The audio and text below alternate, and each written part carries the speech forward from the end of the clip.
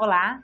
Movimentos de renovação e capacitação de lideranças políticas se firmaram nos últimos anos e conseguiram eleger vários representantes para o Congresso Nacional. Um deles é o senador Rodrigo Cunha, do PSDB de Alagoas. Seja bem-vindo, senador. O senhor participa da RAPS, que é a Rede de Ação Política pela Sustentabilidade, que conseguiu eleger 37 lideranças em 2018. Foram 2 governadores... 4 senadores... E o resto deputados estaduais e deputados federais. E são de diferentes partidos políticos, alguns têm mais experiência, outros são bem jovens, né? Como é que funciona esse movimento? Bem, a RAPS, para mim, ela teve uma grande importância, porque como deputado estadual, eu consegui criar relações, o que nós chamamos de amizade cívica, com vários parlamentares do país inteiro, e que periodicamente nos reunimos em São Paulo, na maioria das vezes, para discutir o país e discutir novas práticas dentro da política. Então, isso foi um grande estímulo para mim. No meu estado, às vezes, é difícil conversar sobre novas práticas na política, porque muitas vezes se acha que tem uma fórmula eterna de se entrar na política ou de se fazer política, e eu não me identifico muito com esse perfil. Então, criei uma filosofia de refazer a forma como a política é feita em meu estado, e quando encontrei a RAPS, várias pessoas, inclusive temos 4 senadores agora na casa, o Randolph, o senador Regufe, a senadora Mara e eu. Então, são pessoas de partidos diferentes, pessoas com habilidades diferentes, mas que se unem em prol de uma nova política. Então, eu acho que isso resume bem o que é a RAPS, pelo menos para mim. O grande lado positivo é essa amizade cívica e buscando realmente a sustentabilidade, que não é a sustentabilidade apenas com viés ambiental, não é isso. Mas é tentar buscar o equilíbrio entre o capital, entre a sociedade e também o meio ambiente. E como é que se davam esses encontros? Havia palestra, grupo de estudo? Sim, são encontros, inclusive, não apenas para políticos, tem alguns níveis, como os empreendedores cívicos, como os jovens também, e também os líderes, que na maioria das vezes têm mandato. Estão capacitando ainda jovens lideranças? Isso, que é um grande estímulo é fazer com que novas pessoas ingressem na política e saibam que é possível fazer uma política de acordo com seus princípios. Então, são feitas palestras, troca de experiências, então quem já está na política muitas vezes participa fazendo palestras, falando suas experiências, especialistas em áreas específicas, então desde media training, as situações mais profundas, debater a previdência, debater alguns assuntos polêmicos e também necessário, são tratados pela rede. Então, eu faço parte com muito orgulho e também tento estimular com que outras pessoas façam. É um movimento pluripartidário. Isso. Há consenso nesses debates?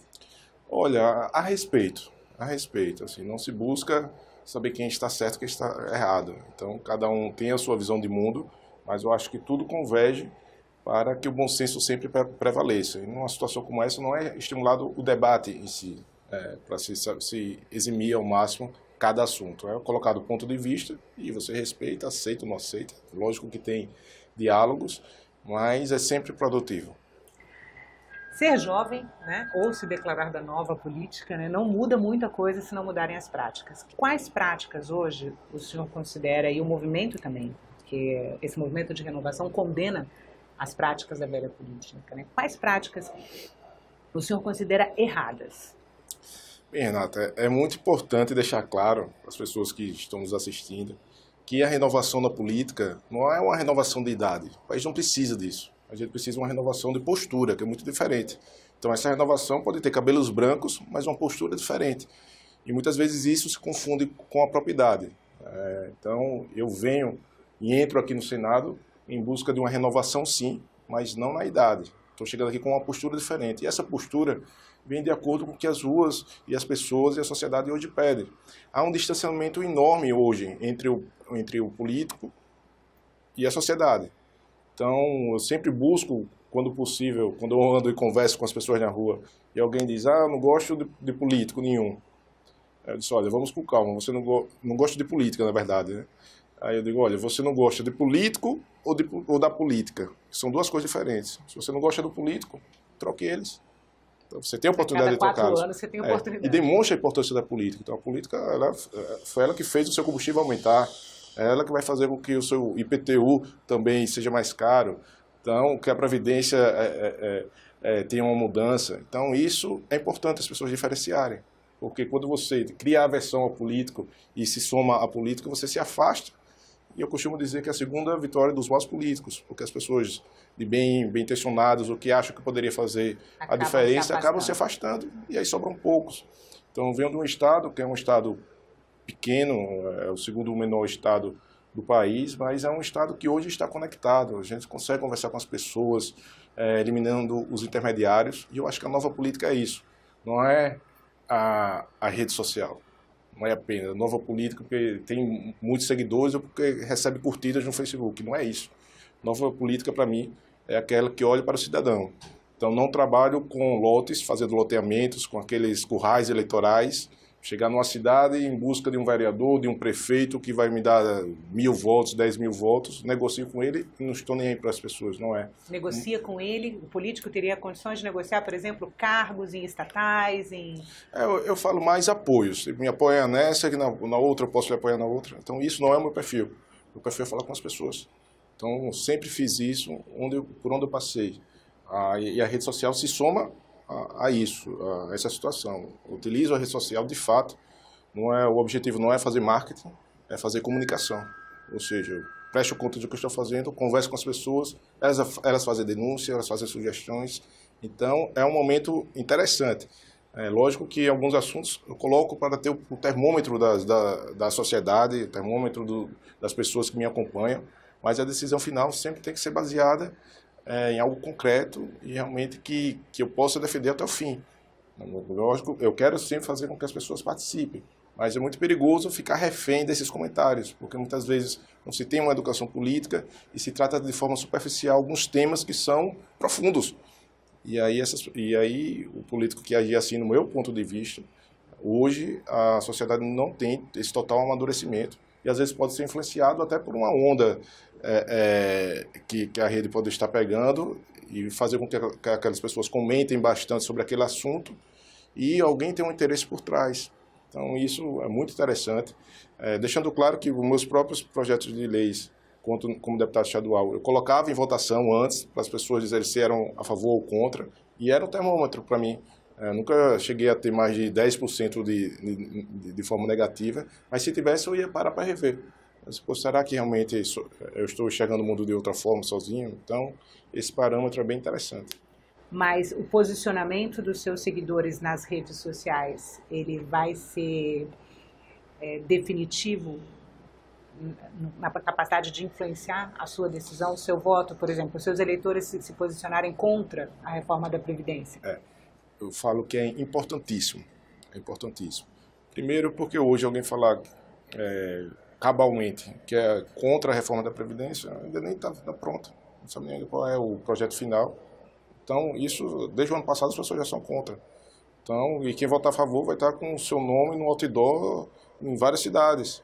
Mas isso não se sabe ainda o que é. Então, é necessária, não é necessária? Cadê os estudos? Vamos fazer as avaliações.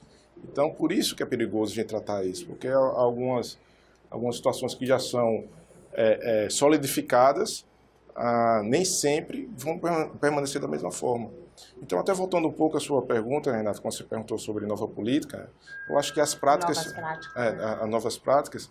Eu aqui tenho muito orgulho de falar de que no meu primeiro mandato, eu fui eleito há 4 anos como deputado estadual em Alagoas, fui mais votado, inclusive, e 60% do meu gabinete foi composto por pessoas que fizeram uma seleção pública. Uma seleção muito rigorosa na época, inclusive contratei uma fundação que era contratada pela universidade lá do meu estado para fazer essa seleção justamente para ter uma isenção. E essas pessoas, foram mais de 1.000 pessoas na época inscritas, acrescentaram muito ao meu mandato. Então não teve um projeto de lei que passou pelo estado de Alagoas durante os 4 anos que eu não tinha discutido. Então fui que mais aprovou leis, debati, criei uma linha de fiscalização e deu certo. E o senhor repetiu aqui no Senado mesmo o processo seletivo. Exatamente. E agora, 4 anos depois, eu fiquei muito feliz. E aí eu volto também à RAPS, porque eu consegui falar sobre esse assunto também nacionalmente. não estou dizendo que foi o motivo, mas esse ano nós tivemos vários outros casos de pessoas que fizeram seleção pública no país inteiro, alguns mencionando que foi porque percebeu que deu certo e passaram a me acompanhar pelas redes e viu que foi um trabalho eficiente e aqui no Senado não poderia ser diferente. Então, abri uma seleção pública, também tenho pessoas de alto gabarito ao meu lado que vão ajudar a fazer um mandato eficiente. E essa eficiência também corrobora também com a busca que eu tenho por fazer um mandato de baixo custo também. Então, às vezes você mostrar que é possível economizar e fazer, que é uma coisa também é você só economizar, né? Então você tem que economizar, acredito eu, demonstrando que se há muitos privilégios ou que se é possível fazer mais com menos e dar resultado. Então no meu estado, em Alagoas, eu consegui em 4 anos economizar em gratificações mais de 4 milhões de reais. Então um deputado em Alagoas ele tem um valor muito grande desembolsado por mês por gabinete. Então, essa economia, para mim, se transformou também em eficiência, porque eu consegui ser produtivo. Então, o senhor pretende não usar, por exemplo, todos os cargos que estão à sua disposição no gabinete aqui do Senado? Eu não usei até agora todos, mas, de acordo com a eficiência, pode ser que eu venha utilizá-lo desde que se tenha um retorno maior. Mas isso aí a gente vai aos poucos mostrando a nossa mensagem. Eu acredito que é importante as pessoas se identificarem com a política, por mais que não se identifique com alguns políticos, que tenham paciência ao lerem alguma notícia nas redes sociais, porque nem sempre tudo é verdade. Tenta se aprofundar, não ficar naquela primeira manchete do que é postado, mas sim dar uma lida mais profunda sobre cada tema e participar ativamente dessa mudança que o país quer. Então, aqui no Senado, nós já tivemos um reflexo disso. São 46 novos senadores, dos 54 que disputaram.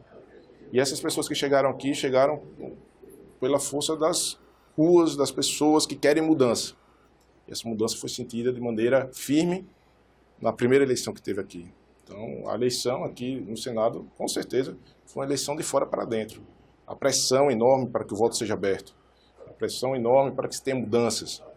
E aqui fez com que os senadores se sentissem também respaldados pelas ruas. Então, você ouviu um senador publicamente dizer, olha, eu quero estar bem com os aeroportos.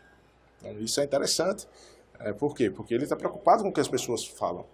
Então, é isso que nós devemos ter em mente. Que quem... Isso porque vários políticos foram hostilizados em locais públicos, né? Entre eles aeroportos. Exatamente, porque nós exercemos um mandato. O mandato é o quê? É uma representação que alguém lhe dá, é um documento que alguém lhe dá para representá-la. Então, ela tem o direito de saber como está sendo representada e também de fazer cobranças. Então, eu acho que quem está aqui deve se sentir, sim, não o patrão, que o patrão é a sociedade que lhe deu essa outorga, né?